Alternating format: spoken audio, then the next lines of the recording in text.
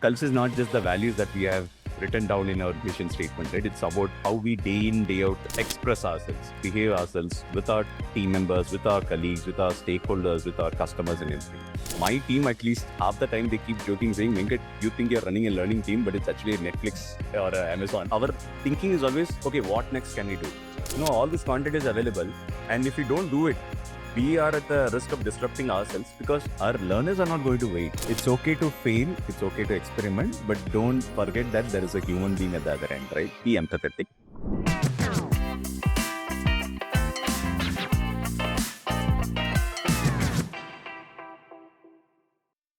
Welcome to Hired by iimjobs, presented by All Things Talent, the podcast where we bring real insights from the leaders shaping the future of work.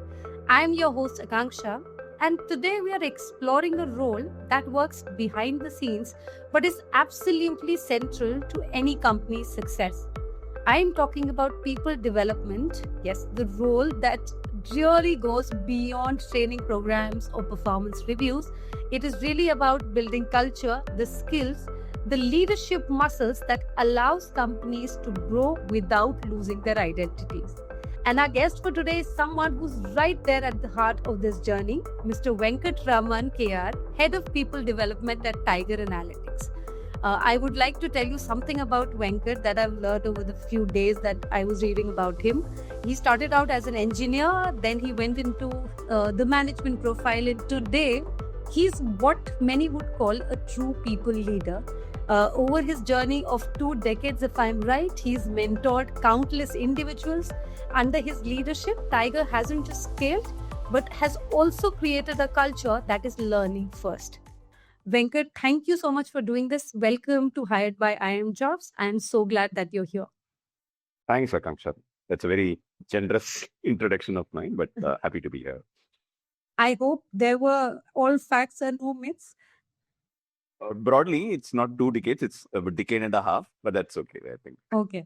Venkat, you've seen Tiger grow many folds in the last few years, and the scale at which it is growing, this is very thrilling, but it also brings pressure. In your experience, when companies grow that fast, what are the first cultural cracks that tend to show up? Great start. Let me give you a quick context about how Tiger has scaled and also try and correlate with the question that you asked, right? So when I joined Tiger back in 2019, we were about 250 odd as an organization. And today we are close to 6,000 and counting.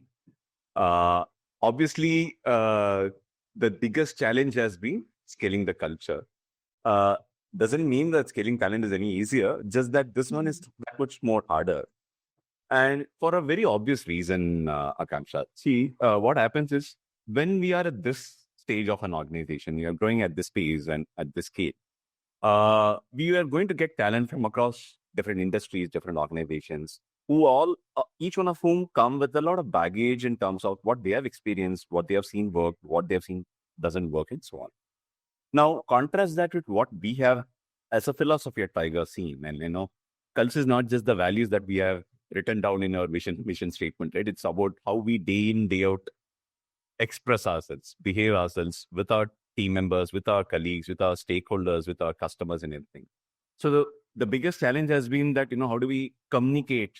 How do we show it in action? One is to, one part of the communication is writing it down and codifying it. But the bigger part is how do we ensure that at any instance, any scenario, we still retain those core, values that makes or breaks our culture. So for example, in Tiger's case, there are 4 values that we hold very true. The first one is respect. We respect our stakeholders across the board. The second is think value. Being an analytics and AI consulting firm, any role across the org, we want to make sure that we are always thinking of what value are we adding to our teams, to our businesses, to our customers and their businesses, right? The third is always team first. And this is a very easy to say, but much harder to put it in action, right? And the fourth is, of course, learning. So all these 4 come together to make us who we are as an org. And this has stayed true. These 4 values have stayed true throughout from the inception, thanks to both our founders, Mahesh and Pradeep. So the biggest challenge has been that, how do we ensure that, it goes beyond just communicating and then demonstrating what kind of narratives can we build, what kind of stories do we tell people who join us from different contexts, different background, to explain to them that no matter what, within Tiger, as they are part of the Tiger tribe, how do they imbibe this and then express it themselves? And that's an ongoing journey. It's not about a one-time effort. It's day in, day out. It's consistent. It's almost like compounding benefit, right? We do it daily, day in, day out, and then only then it compounds. Otherwise, it doesn't grow.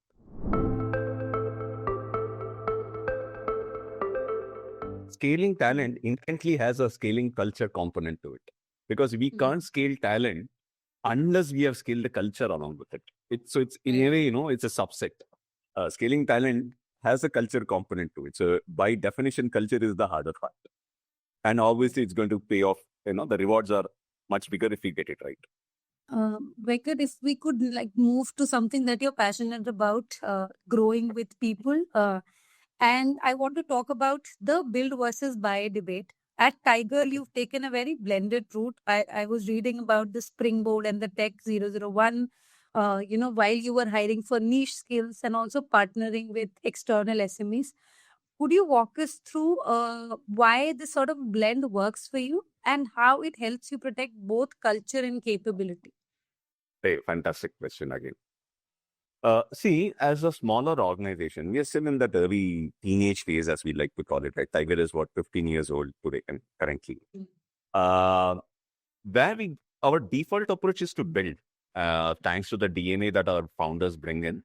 Both Mahesh and Pradeep are first-time entrepreneurs, and they have been very passionate about it.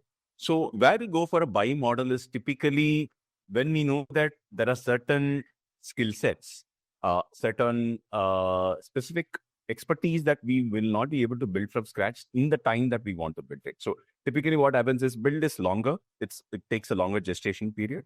So our default approach is to build, but we also keep in mind that certain expertise, certain target areas, niche areas, it's better to bring in leaders, experts from outside and then build around them. So that's why the blend works for us. Typically we buy at the senior levels because that's the people who are the fulcrums around which we can build that network around. But at the entry level, we typically go for the build model, right? Where we hire more freshers from the campuses, entry level folks, and then they journey with us as company grows. Venkat, there's a very famous line, and I'm sure everybody has heard it. It's called "Culture Eats Strategy for Breakfast." And while you were talking about the culture at Tiger, there was one interesting conversation that I was having in my head.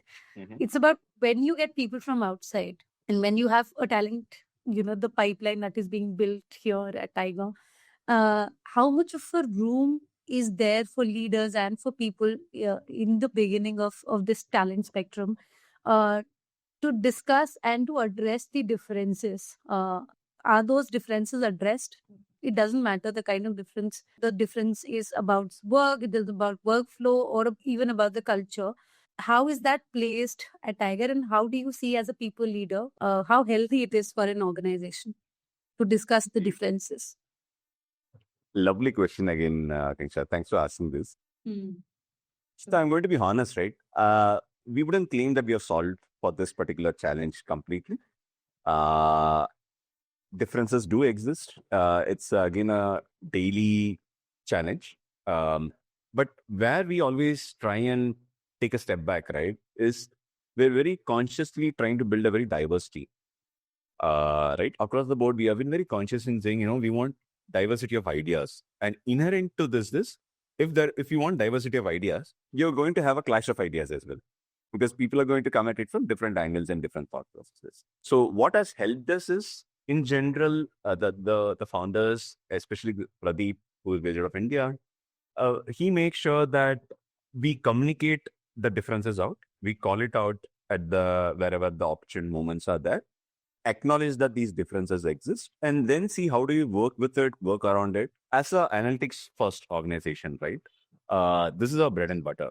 And majority of our organization has that machine learning mentality. And by that, what I mean is we are iterative by nature. So right from top to bottom, I can also say it's almost like a part of Tiger's code or DNA, right?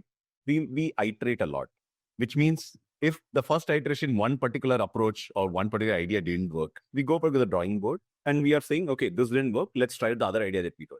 So that also helps because then there is always opportunities and people know that even if the first idea that's getting implemented or the first process that's getting implemented is following one particular approach, doesn't mean we are disrespecting the other one.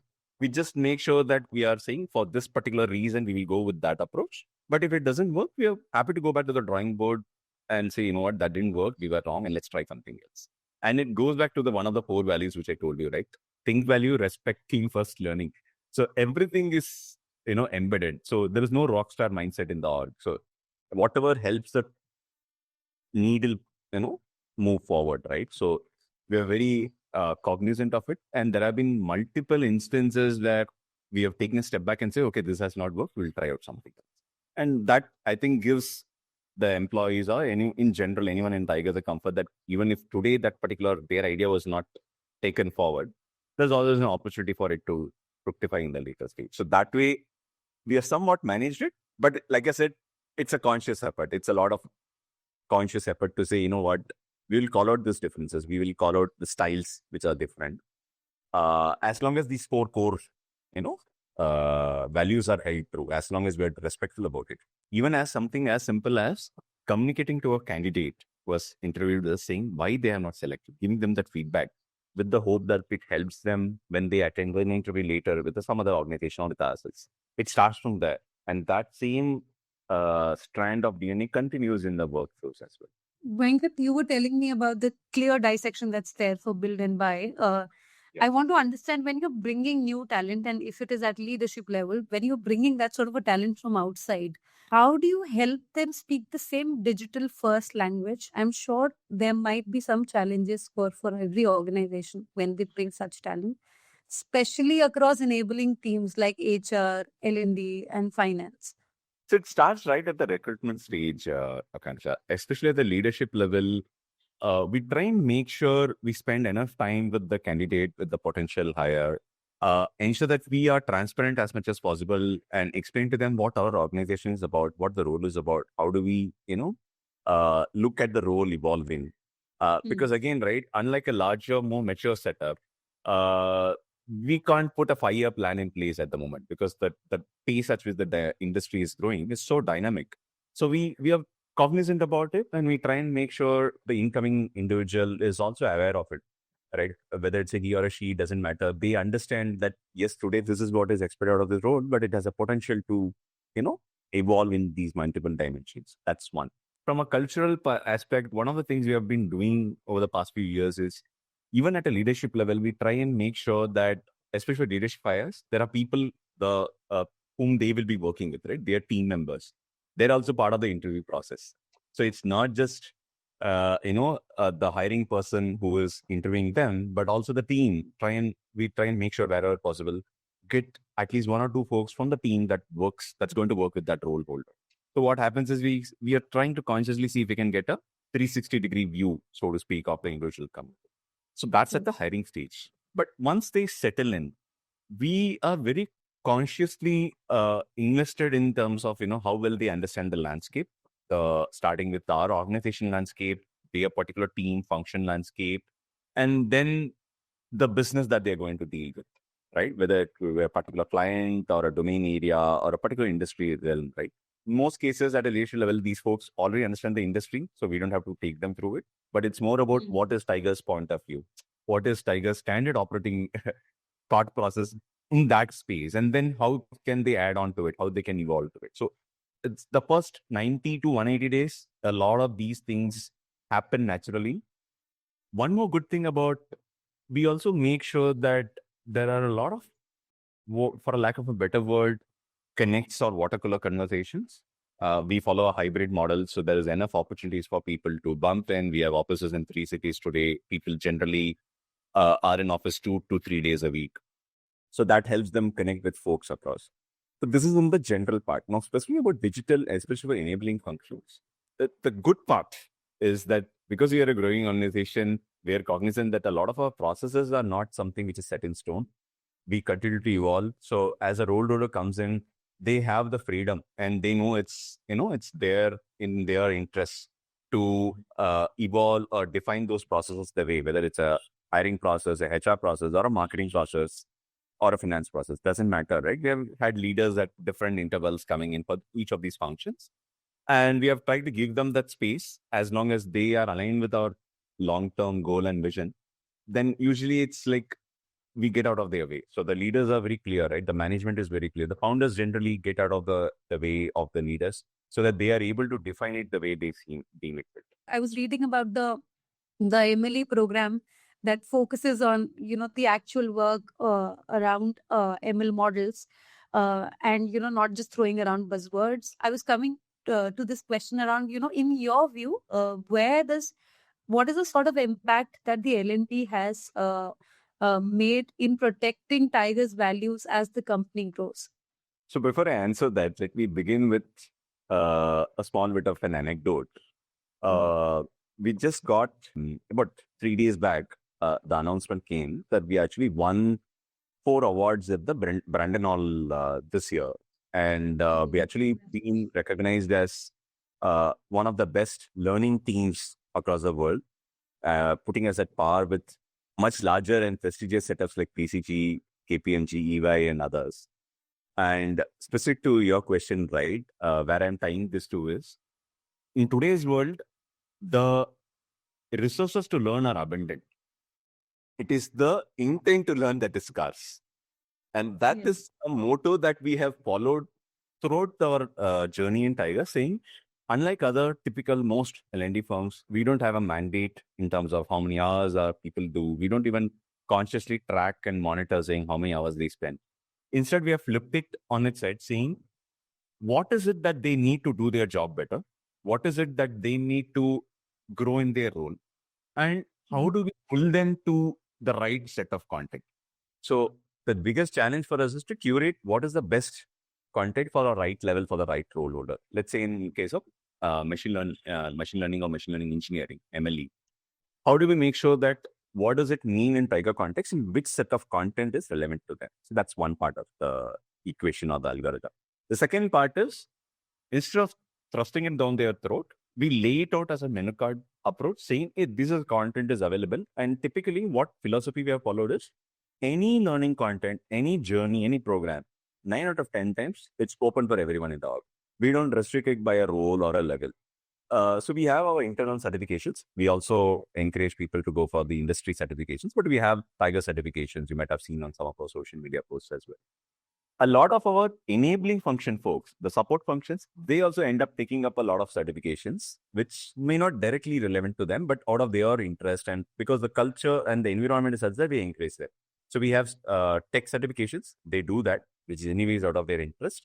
But we also have something called as domain certifications, which enables our folks to specialize in, say, CPG, retail, insurance, banking, different domains that we work on. Many a times our support functions, people from marketing, business development, HR, finance, they also gone ahead and do it. And why I'm illustrating this is to make the point that we have completely democratized learn. Our knowledge management portals, our LMS, everything is open for everyone. I'm sure you would have heard this concept of just in time in a manufacturing context. We have tried borrowing it in the context of learning, saying, you know what is just in time learning? You're getting into a project in next 3 weeks. Between today and those next 3 weeks, what are those small capsules? What are the smaller things that we can consume? So using this kind of an approach, we have been able to operate very differently than what you would expect as a conventional learning setup. And this inherently has helped us build the ecosystem and culture of learning and extend our arm into a lot of other org development efforts. So today, many times employees across the board, they reach out to me or our team to say, you know what, we are facing a particular challenge. And broadly, it's four types of challenges that we have, for ease of, framing it right. Technical, behavioral, domain, functional.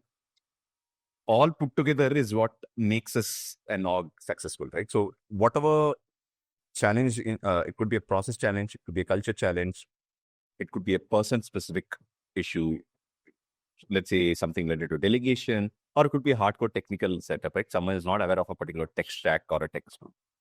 if you think about it, it will boil down to these four pillars.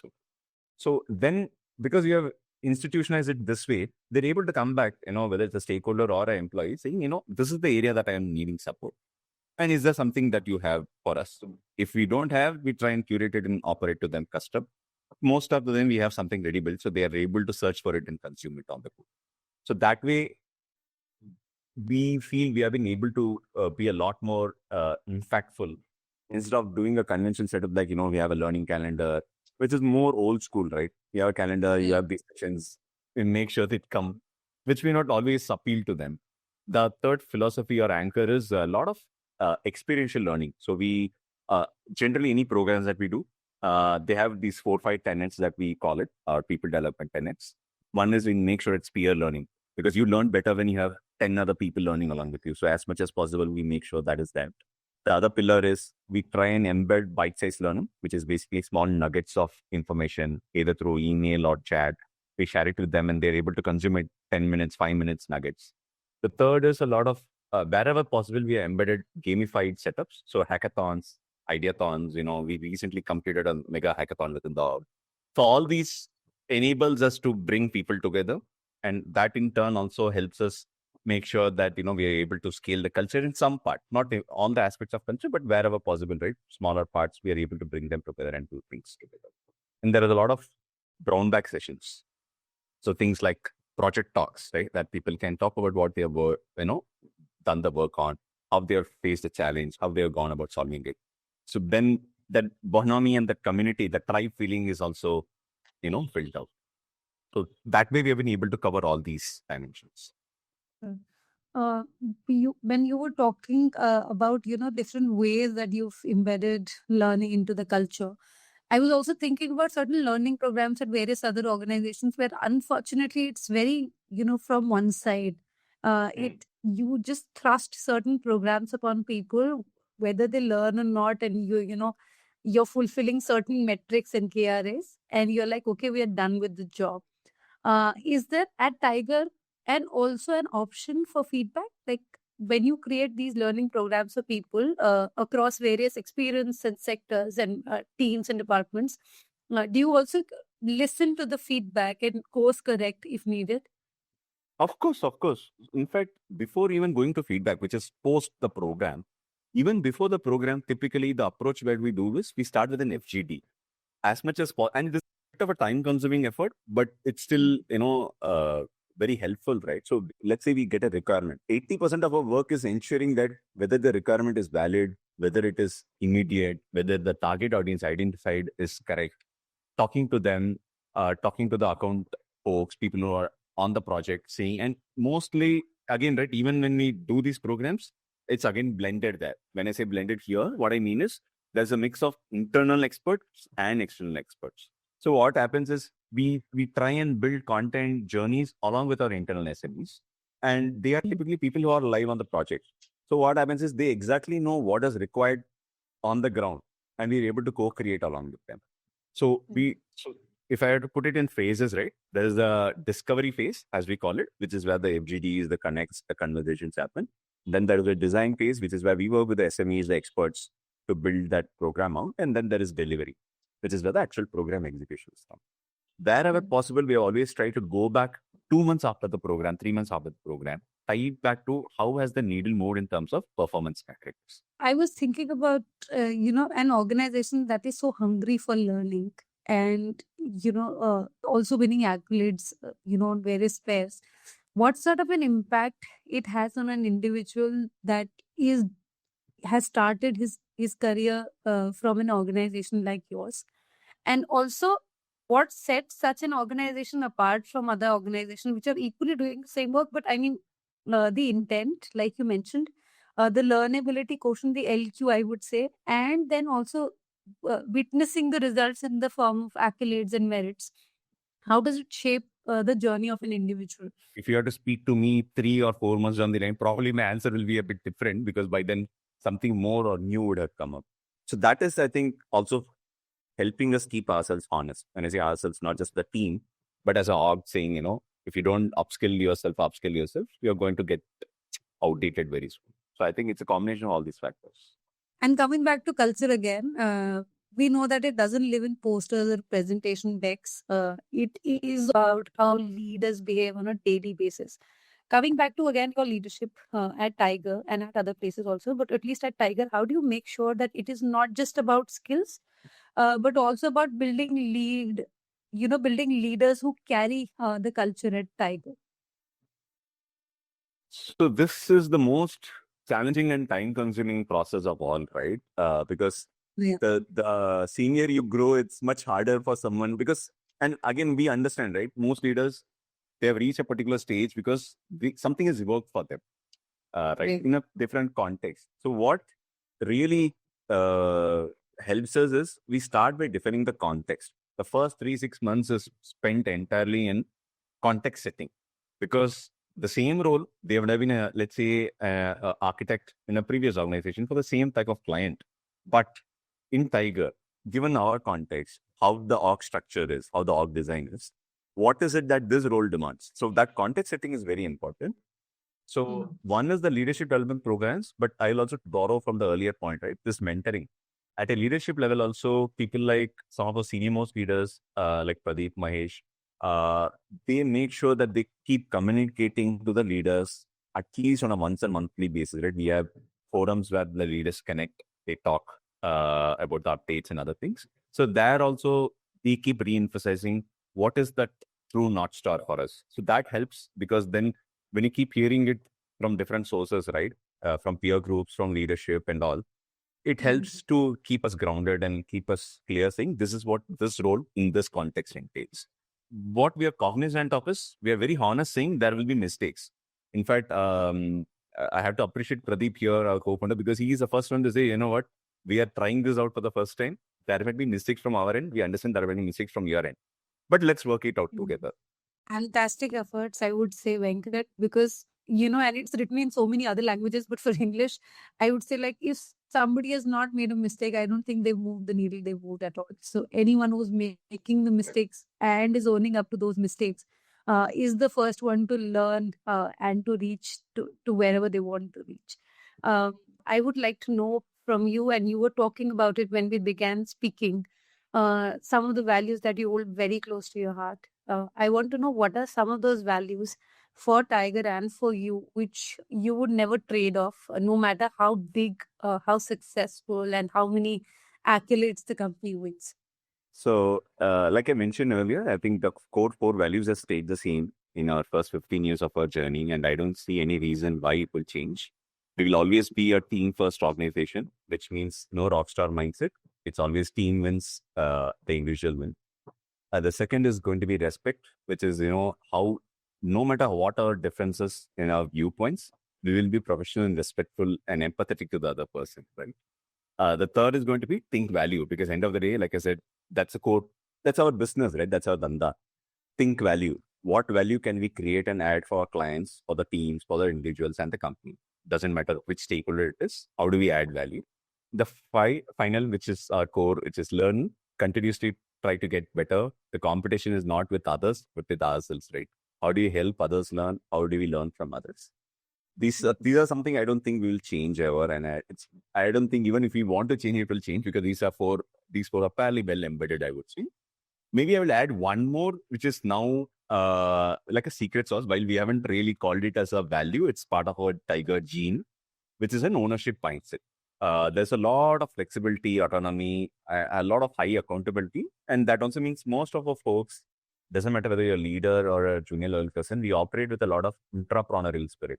So you have a lot of empowerment, but that along with it comes the accountability part. So I think that secret sauce is the fifth, which we have not called as a value, but it's always been there as part of our DNA. That's why I said DNA or gene, whatever you want to call it. So that I think will be the crucible for us, no matter how big we grow. 10 years from now, doesn't matter. Wonderful. Before we sign off and before I let you go, if you had one piece of advice for leaders trying to balance hyper growth, hyper scalability, which with cultural sense sustainability, what would that be? I'll pick probably a leap out of my mentor at Tiger, which is Pradeep, the co-founder himself, saying, it's okay to fail, it's okay to experiment, but don't forget that there is a human being at the other end, right? Always keep that respect or the consideration in mind. Be empathetic. Respect their differences. As long as we are able to acknowledge and respect the differences, we don't have to agree with it. Love that. Thank you so much, Venkat. So that was Venkataraman KR on building a learning first culture at Tiger Analytics. If you like this episode, please subscribe to H.I.R.E.D by iimjobs podcast presented by All Things Talent. We are streaming live on YouTube, Spotify, and Apple Podcast.